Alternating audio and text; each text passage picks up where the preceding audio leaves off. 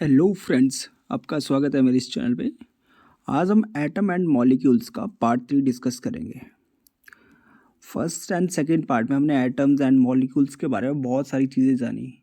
ठीक है, अब हम नेक्स्ट पार्ट स्टार्ट करेंगे, लेकिन आज जो हमारा मेन टॉपिक है वो है मोल कंसेप्ट।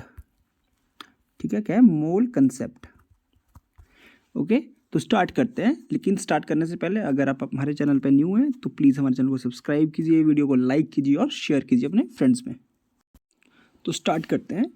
लेकिन आज कुछ एक केमिकल फार्मूला को राइटिंग करने का रूल्स को हम समझेंगे। कल हमने थोड़ा सा इसको समझा नहीं था। ठीक है, तो आज हम इसको कंप्लीट तरीके से समझेंगे कि क्या कैसे लिखते हैं हम जब भी कोई केमिकल फार्मूला लिखते हैं। ठीक है, तो फर्स्टली हम क्या करते हैं, कोई भी एलिमेंट्स है, देखो इसका हम क्या करेंगे, सिंबल्स लिखेंगे पहले। ओके, फिर क्या करेंगे हम, दूसरा क्या लिखते हैं, जो सिंबल्स हैं फिर हम उनकी ना वैलेंसी लिखेंगे। देखो यहाँ पे इसकी वैलेंसी है। ओके, फिर हम क्या करेंगे, फिर cross over the valency of combining atom. जब इनको कंबाइन करेंगे तो उनकी जो वैलेंसी है उनको क्रॉस ओवर कर देंगे। इनको देखो, ये जो क्रॉस ओवर किया है इसको हम कर देंगे इस तरह से। Okay, with the first atom we write the valency of second atom as subscript. क्या होता है, जैसे जो फर्स्ट एटम है उसके साथ हम करेंगे जो दूसरे की वैलेंसी है उसको लिखेंगे। जैसे यहाँ पे देखो इसकी वैलेंसी हमने किसके साथ लिखी, H के साथ। देखो यहाँ पे H2S। ओके, तो वैसे ही हम क्या करते हैं, केमिकल फार्मूला को लिखते हैं। यहाँ पे भी देखो क्या है, इस कार्बन की वैलेंसी 4 है और क्लोरीन की क्या है, 1 है। तो हमने देखो क्या किया, यहाँ पे इसकी क्रॉस ओवर कर दिया इसको, तो CCl4। जो 4 यहाँ पे देखो, जो ये 4 लिखा है तो ये इसकी वैलेंसी को लिया है। वैसे भी यहाँ पे भी है। ओके, तो आई होप आपको समझ आ गया होगा। अब हम देखेंगे मॉलिक्यूलर मास। तो मॉलिक्यूलर मास क्या है, हमने पढ़ा था कि जो मॉलिक्यूल्स हैं वो बनते हैं एटम से। ठीक है, जब 1 या मोर एटम्स मिलके क्या फॉर्म करते हैं, मॉलिक्यूल्स फॉर्म करते हैं। तो जो भी एटम, जितने भी एटम मिलके मॉलिक्यूल को बनाते हैं तो उन सभी एटम्स का वेट, उन सभी एटम्स का मास क्या कहा जाता है, मॉलिक्यूलर मास। ठीक है, तो molecular mass of substance is the sum of atomic masses of all the atoms in a molecule of the substance. ठीक है, और हम इसको एक्सप्रेस करते हैं AMU में। ठीक है, कैसे, AMU। ओके, जैसे अब एग्जांपल के तौर पर हम देखेंगे HNO3 का, मतलब 3 ऐसे नहीं होता है, HNO और 3 ऐसे होता है। ओके, तो हम इसका मॉलिक्यूलर मास देखेंगे।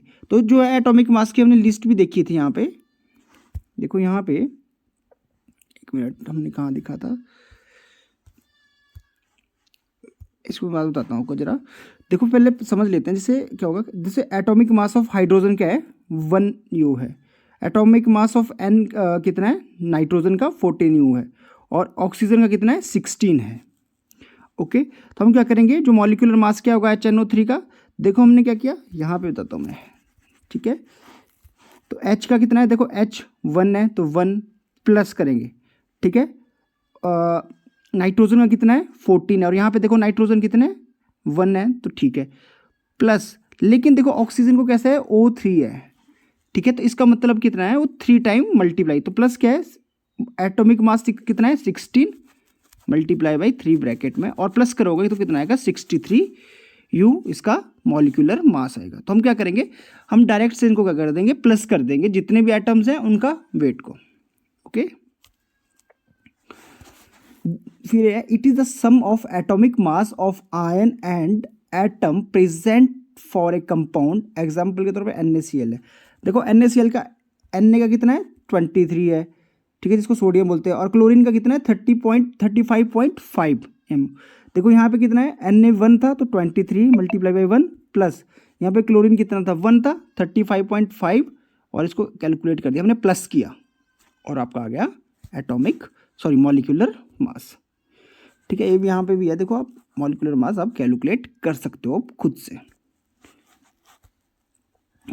अब आता है फॉर्मूला यूनिट मास।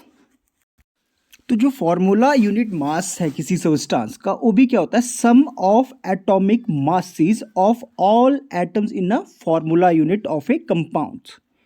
ठीक है, तो क्या है, ये भी क्या है, सम है किसका, एटॉमिक मास का, ठीक है, of the all atoms in a formula unit, ठीक है। लेकिन इसको भी कैलकुलेट कैसे करते हैं हम, जैसे सेम मैनर है इसका भी, जैसे हम कैलकुलेट करते हैं मॉलिक्यूलर मास का।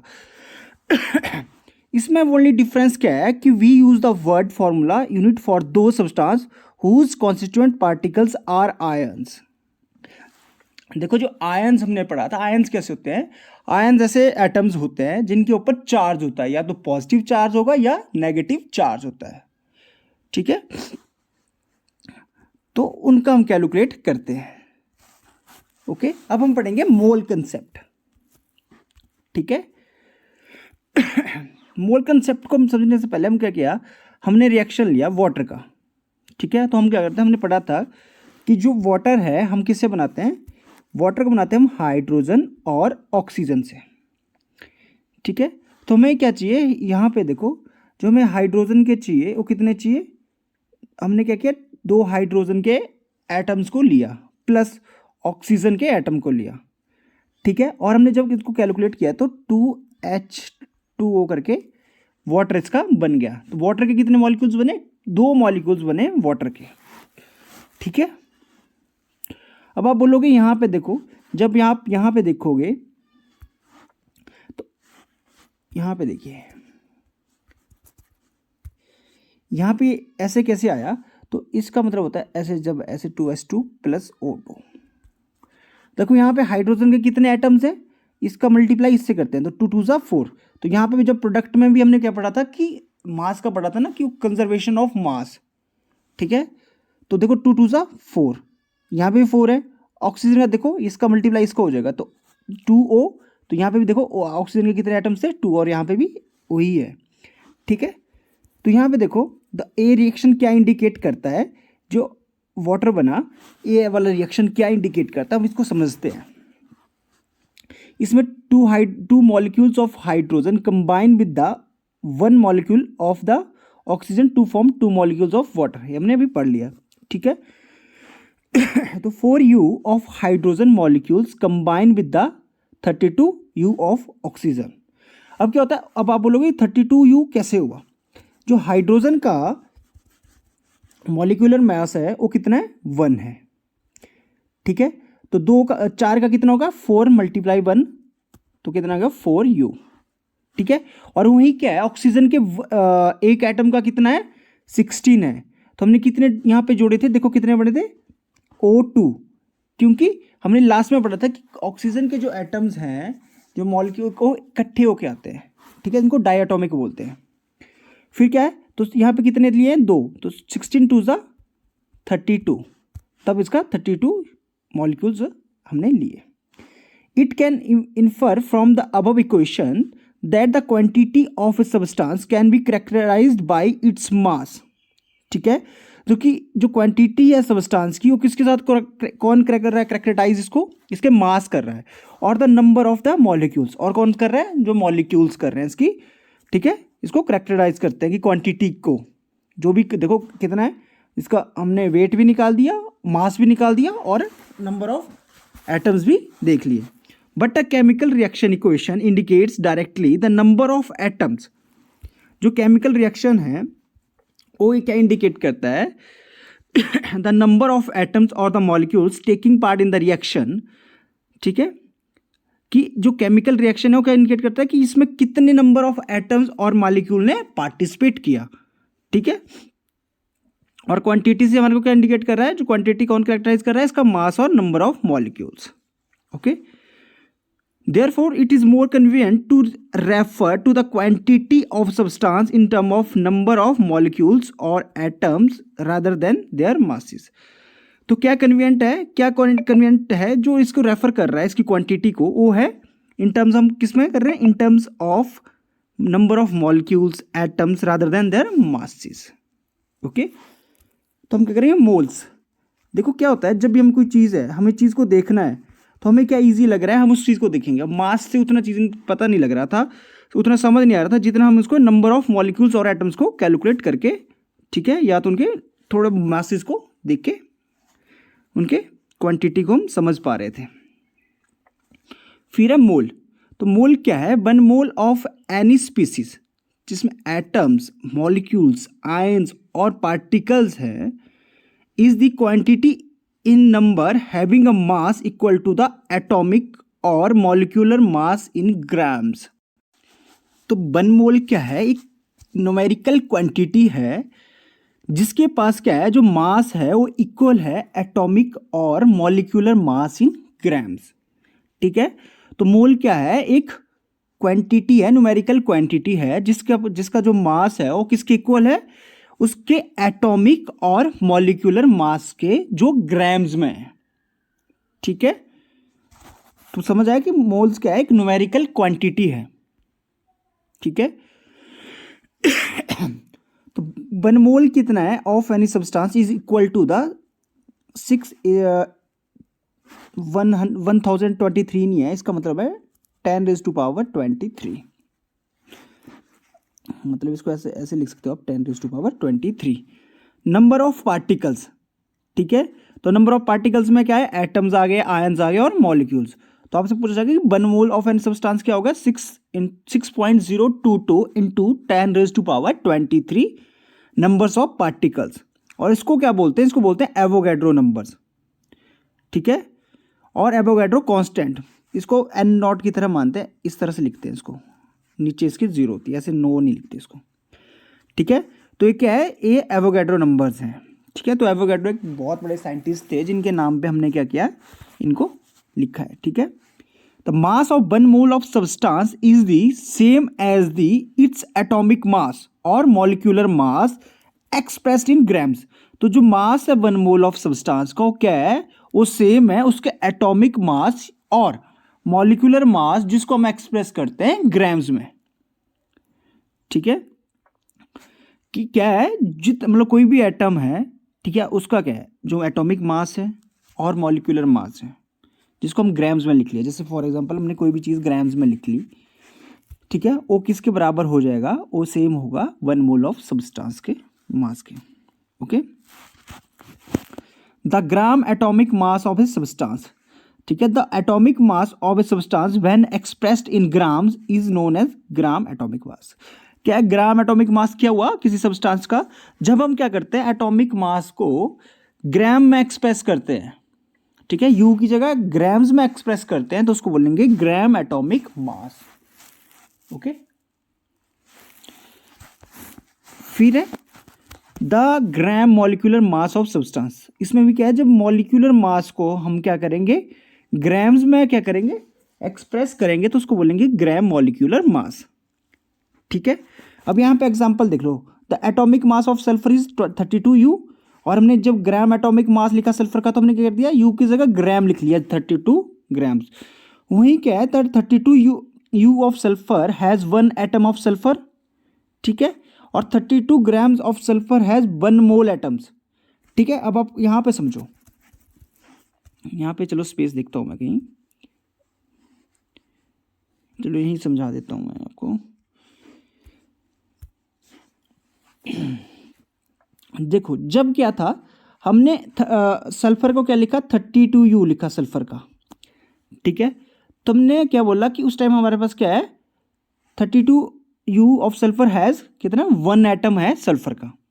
और वहीं जब हमने 32 ग्राम्स लिखा, तो हमने ग्राम्स में क्या लिखा, तो उसमें क्या है, 32 grams of sulphur has 1 mole atoms. ठीक है, और उसका मतलब क्या है, that is 6.022 to 10⁻23 atoms of sulphur. इतना फर्क आ गया, देखो कितना फर्क आया, बहुत ज़्यादा फर्क आ गया कि 32U of sulphur has 1 atom of sulphur. लेकिन वहीं जब हमने 32 ग्राम्स लिख लिया, यहाँ पे चलो कहीं मैं स्पेस देखता हूँ, 1 मिनट को, यहाँ पे जब हमने क्या लिखा, देखो 32U लिखा, तो उसका मतलब क्या है कि हमारे पास 1 एटम है सल्फर का। लेकिन जब हमने 32 ग्राम लिखा, तो उसका मतलब आ गया 1 मोल, ठीक है, ऑफ सल्फर। ठीक है, कि 32U के पास 1 एटम है। लेकिन जब हम मोल का देखा, तो हमने कितना पढ़ा था, 6.022 इंटू 10⁻23 पार्टिकल्स, मतलब एटम्स। जब 32 ग्राम्स के पास कितने आ गए, इतने एटम्स आ गए, लेकिन 32U के पास कितना है, 1 एटम है। ओके, तो आई होप आपको समझ आया कि ग्राम्स और यू में कितना फर्क आ गया। फिर जब हमने ग्राम में लिया तो तब हमने लिया 1 मोल, लेकिन जब 32U हमने लिया तो उसके पास कितना था, 1 एटम था। और इसके पास कितने आ गए, देखो 32 ग्राम्स के पास 1 मोल, तो 1 मोल में कितने पार्टिकल्स होते हैं, 6 इंटू 6.022 इंटू 10⁻23 पार्टिकल्स, इसको हम एटम्स मान सकते हैं। ओके, और वहीं देखो यह, और दूसरी साइड देखो यहाँ पे जो मॉलिक्यूलर मास है कार्बन डाइऑक्साइड का 56 ग्राम्स। ठीक है, तो we know that in the case of chemical equation mole is a measuring unit. तो मोल क्या है, केमिकल इक्वेशन में एक मेजरिंग यूनिट की तरह है। ठीक है, तो 1 mole equal to the 6 into 6.022 into 10⁻23 numbers equal to relative mass in grams. Okay, तो आई होप आपको ये समझ आया कि क्या मैं चीज़ बता रहा हूँ। ठीक है, तो जो ओस्टवाल्ड थे उन्होंने इंट्रोड्यूस किया था वर्ड मोल को। ठीक है, जिसका मतलब है अ हीप और अ पाइल।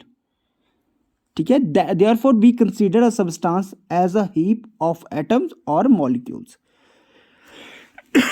तो हमें क्या है, नंबर ऑफ मोल्स के लिए कुछ फॉर्मूले दिए हैं जिन्हीं से हम क्या कर सकते हैं, नंबर ऑफ मोल्स निकाल सकते हैं।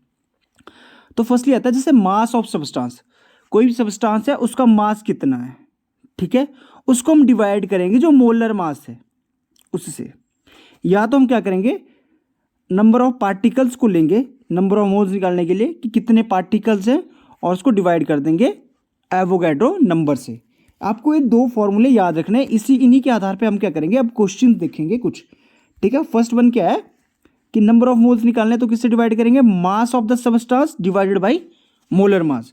और दूसरा क्या है, number of particles divided by the Avogadro number.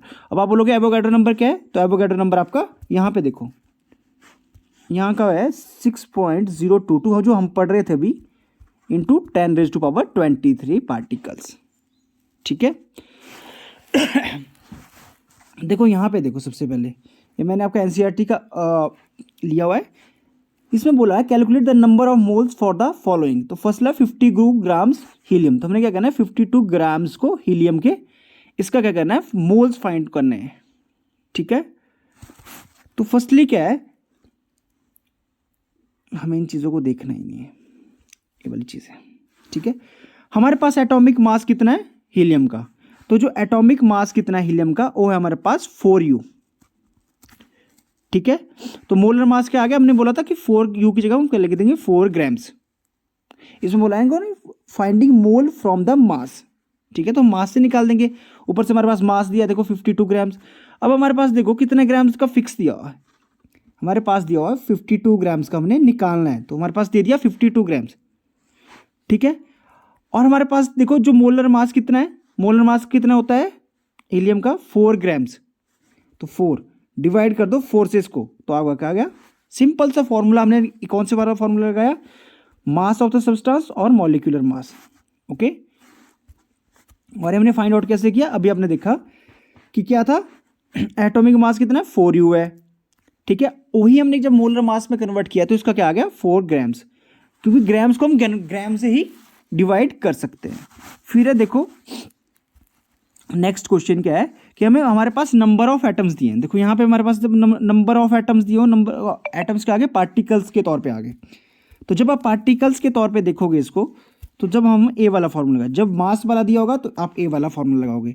तो देखो हमारे पास क्या दिया है, यहाँ पे देखो, यहाँ पे देखो हमारे पास दिए कितना दिया हुआ, 12.044 सॉरी मैं यहाँ पे लिख लेता हूँ थोड़ा, 12.044 मल्टीप्लाई बाई 10⁻23 ये हमारे पास दिया हुआ है गिवन। तो हमारे पास जो नंबर ऑफ पार्टिकल्स दिए कितने दिए, अब हम डिवाइड किससे करेंगे इसको, एवोगैड्रो नंबर से। तो एवोगैड्रो नंबर क्या है, 6.022 10⁻23, देखो जो यहाँ पे दिया हुआ है। ठीक है, जब हम इसको डिवाइड करेंगे तो कितना आ गया, 2 आ गया।